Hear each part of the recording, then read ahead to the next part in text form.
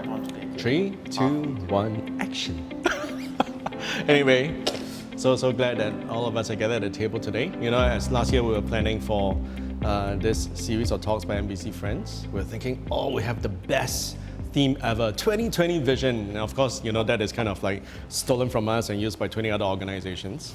But otherwise, you know, we're looking forward really to start our NBC Friends talk. And yeah, but anyway, here we are because of the COVID-19 situation. You know, instead of having it in a lecture style setting, we are having it in a breakfast table setting. So we already have eaten some food. I'm so sorry your food will have to come later as you have your coffee first. And yeah, so Nelson, this is a very interesting place. Usually we'll just be somewhere near Maple Tree Business City. So, you know, can you tell us where you have brought us to? Where have you misled us to? Sure. So this place is actually not too far from Maple Tree Business City. This is about 5 to 7 minutes walk, and we have to thank Paul and Alicia, which are owner of this shop. This is a bike shop that is located about just a short a few minutes walk from the NBC, and we're so grateful that we have this place to have this session, our first session that we're doing it, recorded session, live that we can telecast to people. Yeah, it's so wonderful to have this place. And the name of this shop, which you forgot to say? Bikes and Bites. Okay. Bikes and Bites. So thank you very much, Paul and Alicia, somewhere behind. Okay, Jose, sorry. I need to just Either. That's okay. too much of a football news. Okay, Jose, can you tell a little bit about yourself? For example, it's quite interesting that you actually have a master degree in zoology, and your research is in prawn biology. That's right. Prawns do have biology as well, amongst other things. Yes, they do. So how did it get from zoology to a theology? But thank you for organizing this and hosting this. Well, it's a very nice change, I must say, to just sit around and have this chat. So thank you for setting this up for us. You know, that's a question I get asked a lot of times. And I tell them, if you really want to find meaning in life, you've got to follow a particular trajectory, that you go from zoology to theology, but make sure you have technology in between, because that's what I did as well for a brief period of time. I was heading up a software firm before I went to do my theological studies. But jokes aside, I've always found change fascinating. And that's one of the reasons why I did my research in prawns, because by the time you go from the eggs, which is microscopic in many ways, to the adult prawn, it kind of changes the way it looks about 7 times. And to the untrained eye, it looked like you're dealing with 7 different animals in that sense. But it's just fascinating to see change. But the underlying nature of that animal remains unchanged. So what is this about the physical change of things, but the underlying reality is remaining the same? Well, probably I didn't think of it that way when I first studied this subject. I was just basically intrigued by this creature. That's why I studied it. But now when I'm thinking back, that's probably To why. us, the most important thing is, you know, what's the best way to cook prawns? I think that is like a fundamental question for That's me. a question my wife is better adept at answering than I am. So You tell us later, anyway. yeah, we'll do that. Okay, great. So Jules, thank you very much again for coming and just joining us here. So as you know that we have been so looking forward to the talk, but because of the situation, we can't have the gathering, but we still want to listen to the message that you have prepared. What is the unchanging vision in uncertain time? I think this topic is so apt for us today. Absolutely. You know, think about how this has happened. Even what we are doing now, how we are doing it has changed, but why we are doing it has remained unchanged. I think that's at the heart of how we navigate change as human beings, because fundamentally, what you do will always change, even as you grow up. I mean, if you think about the whole idea of enjoying life, we want to do that even as kids. I mean, that's why the kids want to go out and play all the time. I remember one of the fun things that my kids used to enjoy doing is when they were much younger, they're One is already a teenager, and that is not a very interesting stage for me, but never mind. And the other is just 11 years old. But when they were much younger, they would wait for me to come back, whether it is from office or my travels or whatever. And the one thing that they would want me to do is to take them to the playground. And the only thing you had in the playground was a slide and a monkey bar that they'd swing on. But that's what they wanted to do all the time. That's what's their idea of fun. Well, today you have replaced the slide with a PlayStation, but that underlying idea of I want to have fun remains, right? How they've gone about having that fun is changing. The same thing is true for us. There are some underlying realities that we strive for, no matter what happens around us, no matter what happens with us, or in us for that matter. Some underlying realities remain the same. And when we look at uncertain times, what is actually happening is that things around us change, but the longings within us gets far more intensified in the view of things around us changing. So that's possibly one way to look at this, and that's probably at the heart of what gets a human being to tick. Because if you take away a dream for tomorrow, you actually destroy the person. That's also possibly why we feel threatened when things around us change. That's what I find intriguing. We want things around us to change because we're looking for a better and in many ways a different tomorrow. And yet when this change is imposed upon us, we pull back and we say, what's going on here? Will I be able to navigate this space, and how will I be able to do it? It raises an incredible amount of questions in terms of how we are wired. My mind goes back to something that, interestingly, Oscar Wilde said once. He said there are two great tragedies in a human life. So the first one is not getting what you desire or want or you're looking forward to. And he said, if you don't get what you want, that's a tragedy. Guess what he said the second one was? The second one, he said, is getting what you want. and I remember listening to that once, and I said to myself, he's actually right. And the reason why I think he's right is because the human heart actually longs for more than what the hands can offer it. I mean, you can think of your greatest accomplishment. I mean, I for one can think of the fact that when I was growing up and doing my science and my master's degree, well, it was a huge blessing that I was accorded a scholarship. I was given the state scholarship for my master's research. That, to me, was a phenomenal thing. Because if you go back, just a bit of a backstory, I was a total goner when it came to academics. In fact, I was so far gone that my uncle, my mother's brother, came to me one time and said, I'm going to make an investment into you. And guess what his investment was? I'll buy you a basket and a bicycle so you can go around selling fish. Not prawns. We used to joke about that all the time because for some intriguing reason, he thought that would be the best I can do with my life. And it came to a head when I was moving from what in today's context you would call junior college to university. In that phase, it went so far that I thought I was going to, crash and burn. And I actually tried even to take my life at that point. You can see, unsuccessfully. So at that. And things changed when I went into university. And I really think it was answer to prayer, both prayer that I prayed and prayer that those who loved me prayed for me. And I realized this, that receiving that scholarship, becoming the youngest prawn biologist in the country was a massive achievement for me. But the day after that happened, it was strange in that it did not hold the same attraction.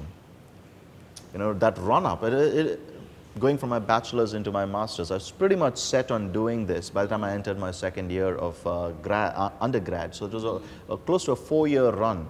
And it was huge for me as I was doing that. But after it was done, it just faded into the background. Right? And I think we can all identify with that. There are things that we passionately pursue. It's almost like that is Mount Everest for us. But once you get there and you plant your flag on that peak, it somehow fades into the background. And that's why I think the heart longs for more than what the hands can accomplish. And I also think it has to do with some, what I would call, shaping of the human soul. Because we are hardwired in that sense to live future back. We're constantly lunging forward to take hold of what is yet to be and draw it towards ourselves. And we do that with a lot of gusto. It doesn't matter whether we are at that place where we are barely making ends meet. We want to push beyond. Or whether we're very, very comfortable. We have all that you would normally call basic needs, and we have more than that. But we still push for more. I think that is a good thing. Pushing beyond where we are and drawing from future is a good thing. Where unfortunately it becomes a traumatic experience for many is that we try to define what that tomorrow looks like. And so when a crisis like the coronavirus crisis hits us as we see it today, that disruption not only disrupts the way we do things, it disrupts how we feel and how we experience what that tomorrow is going to be. And that disruption doesn't sit well with us. Granted, some people use that disruption and unfortunately they find a way to profit from that. I was speaking to, this has actually happened a couple of days ago, I was speaking to someone who works for an organization which is turned a profit for just these last 3 weeks that they normally do for a whole quarter by simply working to make masks available. Right? I mean, it's not a big outfit or whatever. I mean, that's not the point. The point is, here is someone who's trying to find a way to make good of the opportunity and someone else who's not very comfortable with that. And the question is, if there was no right way of life, why would you even have this conflict? So you see, there are things that are out there that's uncertain, but there's also a heart that says, you just can't do anything you want. While some might feel that way, not everybody agrees with that. So it's not just things that are going around us that cause that conflict within us, but also things that happen in us that cause that conflict. So when we're talking about uncertain times, I think it's the coming together of both. It's the coming together of what happens around us, factors that we cannot control. I mean, you can just go back, I'm sure all of our memories, if we talk about a crisis before that, Singapore especially, it's not been very long before you had the SARS crisis. And some might say it was good we had that crisis because that has prepared us to better respond to today. And literally the world is looking at the way Singapore is responding and saying, you're doing a good job. And sure, we learned a lot. But you can go a little further and you can look at things like what happened with the economic meltdown. And you're wondering, what is worse? Is it factors that are beyond our control, biological in this sense, or factors that we should have avoided, human greed in another sense? So it's not just what happens out there that affects us, it's also what happens in here. I remember when we were, the financial meltdown that was happening, the 08 season. Yes, the Lehman Brothers and all that. I remember reading a very, very short, it was actually a letter to the editor. It was a response to an article that happened in the Economist. And it was basically about 5 lines or something like that. What struck me was the comment that the respondent made. Says he addressed the editor, and the basic idea he was communicating was that it is a little too late to talk about morality after you leave the portals of Harvard. I find that fascinating because the article was speaking about how the big B schools and all these incredible organizations, schools, were teaching people how to grow markets, build wealth, and so on and so forth. And they're wondering how come, in spite of having the best education and the best people at the job, we didn't see this coming. So that was the whole article in that sense, the gist of what the article was. And to which this person responds and says, it's a little too late to tell people not just how you raise money, but why you raise money, the moral side of things. It's a little too late to talk about that after you leave the portals of Harvard.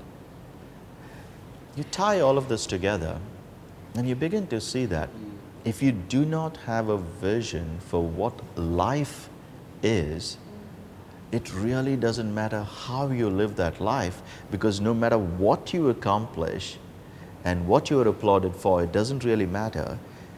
Even if it doesn't affect anybody else, it doesn't sit well with you.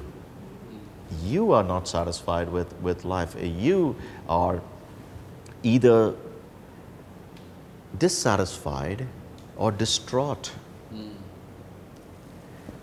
And that's why, to me, more than what happens around us, what happens in us is a bigger challenge. And if you think about it, what affects us more is not the environment, but it's the internal composition. You know, Simon Sinek, he writes the book Start With Why. Right? I mean, he talks about, you know, you can do whatever you want to do, and how you do things will change what you want to do. But then he says, that's not the place to start. The place to start is not with what you'd like to do, but why you'd like to do it. That's why the book is titled Start With Why. Now, I find it fascinating because he hits a nerve. And I think the point is very well put, that what we do doesn't have the power to change why we do something. But why we do things definitely changes what we do. And so that's why it starts with why. And it got me thinking, but what is the reason for my why?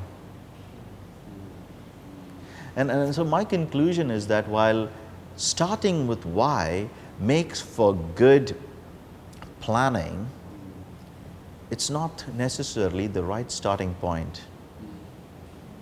Because I need a why for the why. A why for the why. And if you think about it, the why for the why is the who. I mean, if you think about it as parents for children, we do a lot of things, right? And we care for them, we provide for them, and all of that. And I've always wondered, how would I respond to, say, two kids playing, one being my daughter and another being someone I've never met in my life. Who would I enjoy watching more?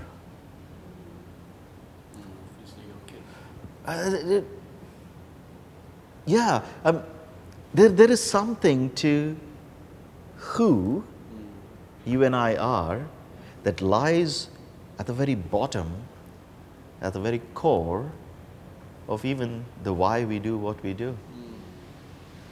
So to me, that's a much more fundamental question to answer. And it ties into how we respond. Right? If there is a business opportunity, can't we make the most of it? Sure, we can. But then why do we feel bad when we profit off another? At least some feel bad when they explicitly profit off another's pain. I remember when the Gulf crisis was happening, when the Gulf War was happening, I was in Dubai at that time, and a friend who I knew very well, who's running his own business, made a lot of money just providing basic utensils to people. I mean, it's like cups and plates and spoons and so on. That's what he did. He made a lot of money doing that. And one of the questions when I asked him, how did it sit with you that you're actually getting into a place where it's been torn apart by war, and you are having a very comfortable life and a business by just giving up these products? And his response was, I'm anyway not selling bombs. It was a tongue-in-cheek way of saying that I'm not creating the problem. In fact, I'm offering a service. So what's wrong with me profiting from the service? Maybe that's what we thought about it, and that's maybe fine with him, but it still didn't sit well with me. And I'm trying to think of, isn't there a better way to use connections and networks and provide for these people? Maybe he has the burden of running his business, which I don't, and so therefore we might be thinking differently. But it really does not sit well with humans when we tend to profit off another. It doesn't sit well, but we can't explain it, can we? Right. I don't know, as I was listening to, the many things that you've shared so far, and I'm sure all of us are, we can really resonate with some of the thoughts, like when I talk about, what is our vision of things. I always recall in uni, there's this subject that I really, really, really wanted to do, and I did it, unfortunately, in the third year of my studies. And after that, I was like, oh man, I don't know what else I really want to study anymore when I'm done. Because it's like, after you climb the Mount Everest, and then you look beyond that, there's actually nothing, So it's very interesting to think about, vision in terms of like, how do we set visions and what is our expectations that come alongside that? And also, when you're talking about like, putting why first, I don't know, I can't help it, but maybe it's just this season, right? The COVID-19 season. My mind was drawn to the doctor who was an earlier whistleblower. Yes. He was just discharging his professional responsibility with integrity, just sending out messages to his fellow doctors to say that he believes that there's a very infectious virus going around, and he was clamped down, asked to renounce what he say, a halt to the police station and all. And then, at the end, there's a poem that's attributed to him that floats around on social media, right? Do not know whether he wrote it or someone else wrote it. But it's interesting that he says that, I don't want to be a hero, it's like I want to be home with my family and all, but I'm just doing what I needed to do. It's like, on the one hand, it really ties in what you're talking about in terms of like the vision behind things. Times may be changing like now, it's like, there's an epidemic going on. And at the same time, it does not fundamentally change the why behind the doctor as to why he wants to do things regardless of, the outcomes. And eventually he had to pay the high price for both professionally at some stage, and eventually he also passed away because of the illness, which is a bit tragic. So, I don't know, I'm just thinking, how do we determine even if the vision that we set has the right whys? It's like when you're talking about who as well, it's like, it's like, does it mean that, we are always, always just base the vision on what is important to us? Or is it first my immediate family members, or is it, maybe my company, because they are consisting of people as well? And it's like, how far do we incorporate the others into our vision? These are my initial thoughts. I don't know whether the rest of you all have any comments, at this stage and all. Yeah. I thought the who also could be myself. It could be. It could be. And actually, it's a very interesting point you raised, and it kind of helps me lead into the trajectory that I was leaning into. There's a very, very old Tamil song. Well, I'm not going to sing it, nor will I say it in Tamil for you. You're free to.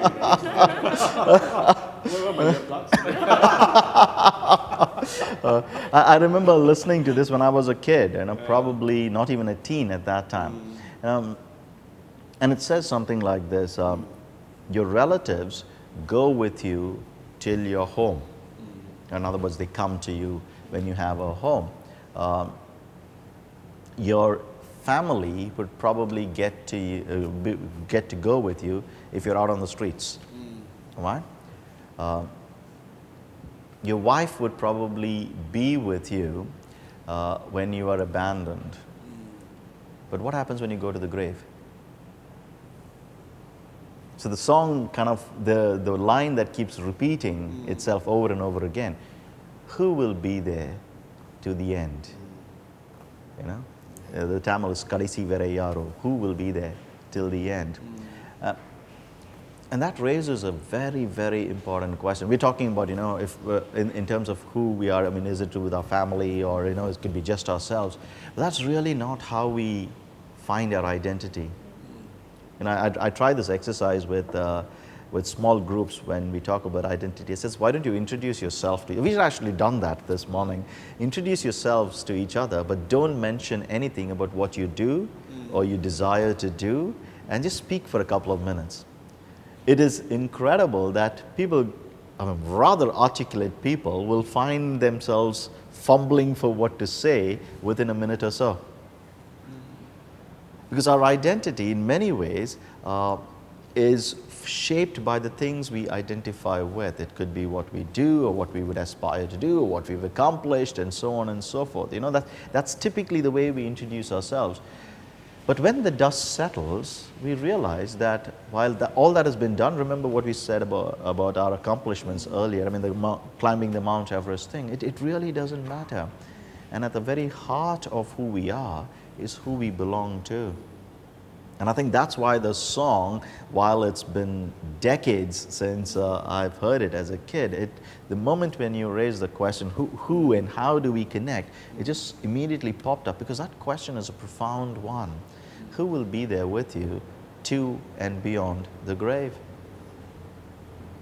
And that's also where I find the gospel of Jesus Christ, the good news that He has to offer, something that is so refreshingly different. Because while there is a lot of, what you would say, ideas offered for how to make this life better, right? But if life itself ends with the grave, it really doesn't matter how you get to the grave, does it? I remember Richard Dawkins in, I think, his book River Out of Eden. I think that's the book where he talks about what we are. You know, and he says something to the effect that in this blind, pitiless universe, and that's how he describes the universe that's blind and pitiless and indifferent. He says some will get lucky and others will get hurt. And that's just the way it is. And it's almost like tongue-in-cheek fashion. He responds to that observation, and he concludes by saying, that's just the way DNA is. Because DNA neither knows nor cares. It just is, and we dance to its music. If all there was is that we are products of time plus chance plus matter, and then when we die, nothing else matters, it really doesn't make sense how you live your life today. Right? So some will get lucky, others will get hurt.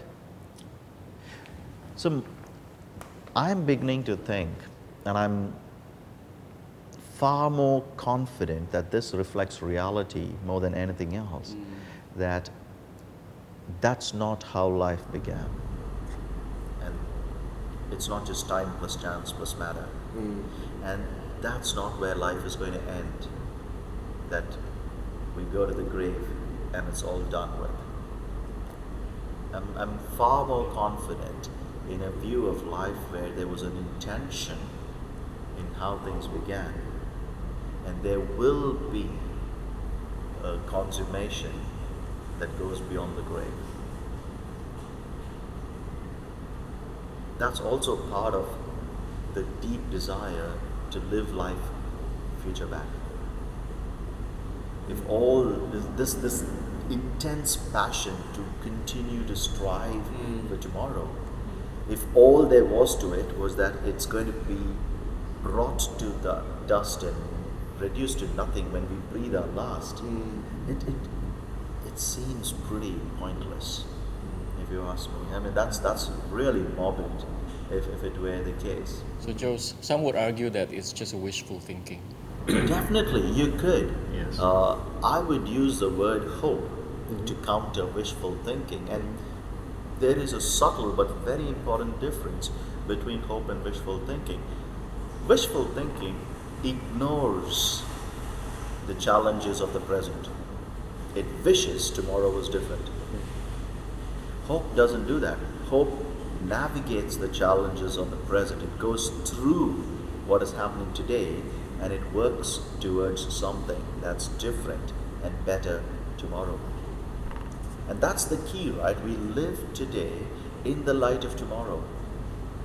If you reduce tomorrow to nothing, and that's not just wishful thinking, because human beings are cognitive creatures amongst other things, right? We're creatures who think through things.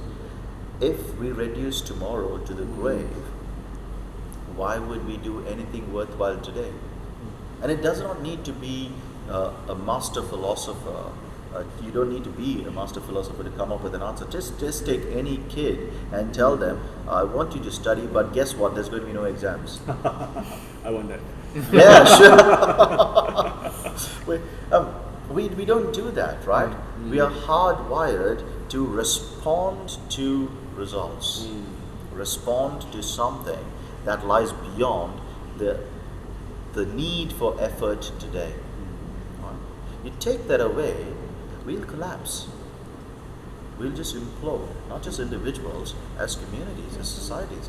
That's what happens in a crisis such as this. If the message going around has been, well, this is the last nail in the coffin. Humanity is done with this. This is something that we cannot control. I mean, the typical Armageddon movie types, right? What would humanity do? We will just give up. We will implode. And so it is important to take how we are disposed to live life, predisposed even to live life. It's important to take that and see where this is leaning, what this is leading into. And I find that I'm far more comfortable speaking to someone who is journeyed through death and is alive. It's far more comfortable speaking to that person about life and death and life after death or beyond death than with anyone else. Because death is a reality and we live life today in the light of forever. And if that is true, I think a good starting point for anybody when they are navigating change, when they're navigating uncertain times, is to talk to someone who's gone beyond. And I don't know of anybody else who's been put to death and then has been raised from the dead outside of Jesus Christ from Nazareth. In fact, if you can ask any Christian and they would say this to you. If you ask them why you are a Christian, they would probably give you a lot of reasons, and you keep pushing them. It says, at bottom, why are you a Christian? And they say, the only reason I'm a Christian is because Jesus rose from the dead. And actually that's what the earliest Christians used to say as well. The reason why they are followers of Jesus is not primarily because of what he did or said. He did a lot of wonderful things, he said a lot of amazing things, but none of them hold water or hold sway, as it were, if it was not founded on something deeper. Because he said a lot of amazing things, and so did a lot of other people. He did a lot of good, and so did a lot of other people.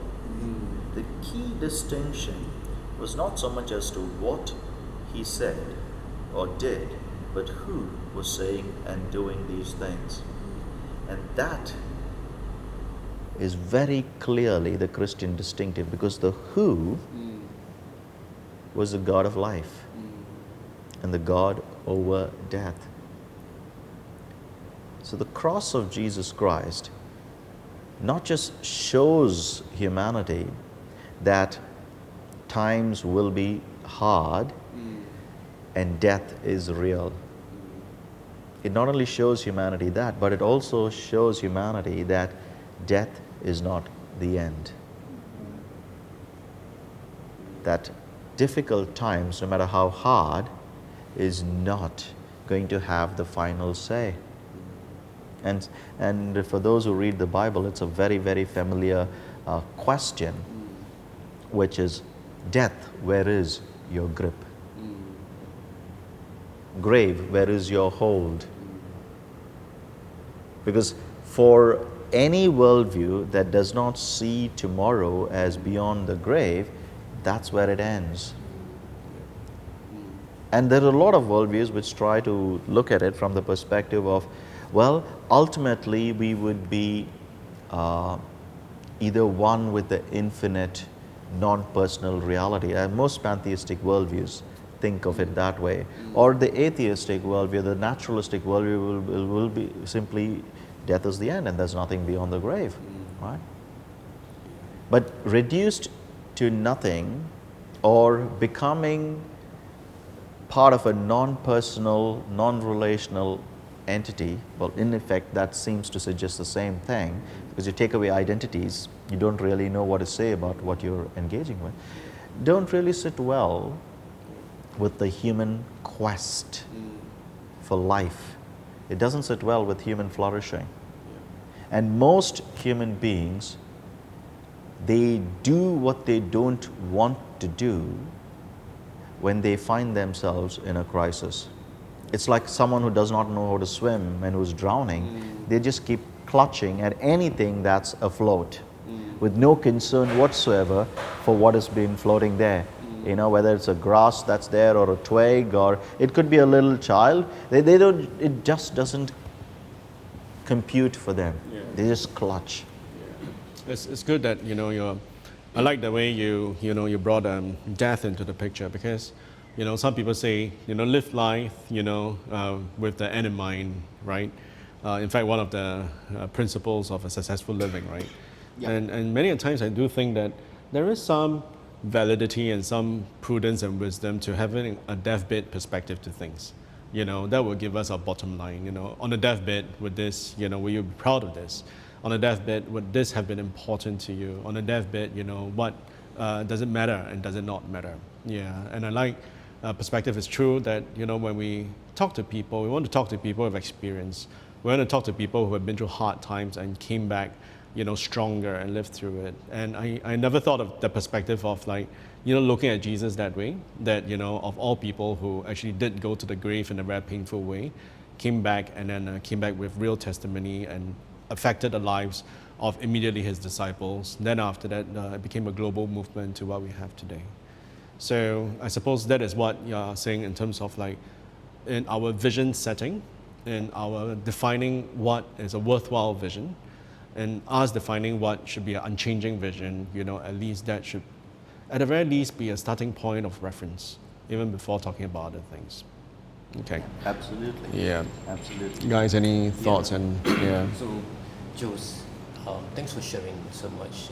I just have a question in terms of in these times of crisis, and we're surrounded by a lot of negative news around us. How can Christian be that salt and light, a place where a lot of negativity, a lot of, you know, influence, that fear? How do we bring that light to the people around us and workplace?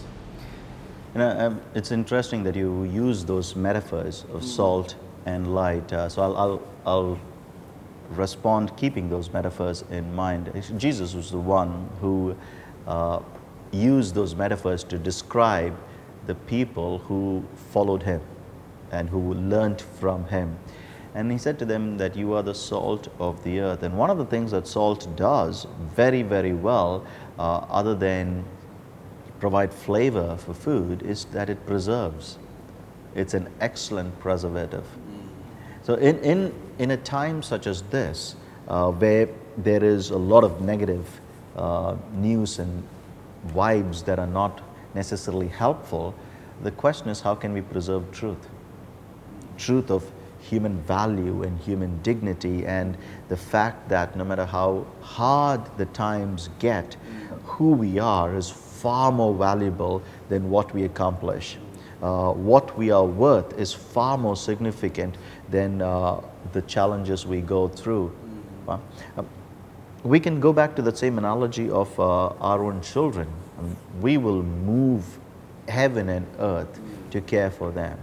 And in many instances, if need be, even put ourselves at risk to make sure that they are cared for. But what I also find very, very interesting about Jesus' choice of metaphor of salt, which kind of goes against the grain of most ideologies today, is the question of how much. You know, salt is always a minority in food. You would not like salt to be the dominant flavor in your food, right? But you see, salt never suffers from a minority complex. Little is much, is sufficient. And that, I think, is at the heart of Jesus' invitation for us to recognize what it'll take for us to flourish as human beings. I mean, there's another old song, a Christian song that I used to sing as a kid growing up. It begins with the words, "It only takes a spark to get the fire going." It only takes a spark. See, that's the brilliance of what Jesus was suggesting. He says, you do not have to be an unchallenged majority to effect meaningful change. But you see, what salt does in proximity, light does from a distance. If when salt preserves what ought to be preserved, light illuminates the fact that this is worth, this is valuable, this is precious. Oh, of course, light dispels darkness as well. But you see, this as Christians, if we were truly followers of Jesus who learned from Jesus, that would be the way of life. There will be things that we are intimately and proximately involved in effecting meaningful change and preservation of that which is truly valuable, but we'll also be able to step back and say, you know, this is what life is all about.